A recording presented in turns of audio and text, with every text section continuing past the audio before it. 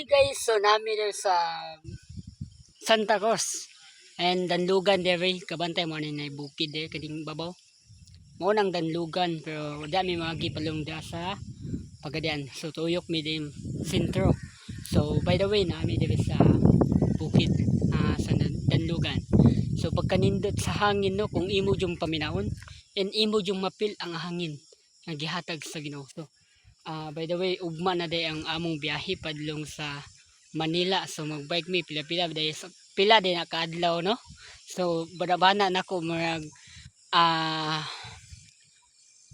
3 ka bulan or 4 ba. So grabe no ang among pag suffer ana. So okay po ma-enjoy mo pa mi kay daghan mo pa na. Duwa mismong kuya din apoy mga kauban siguro and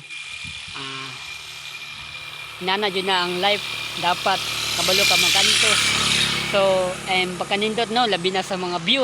So ang imo yung malantaw. So makakita dyan mo kung padayon mo sa ko ang paglantaw o pag-support sa akong video. So una sanan salamat kayo sa diin makitaan ko ninyo di makitaan pagpud ko ninyo. So mara pud to ang akong mensahe para sa inyong tanan.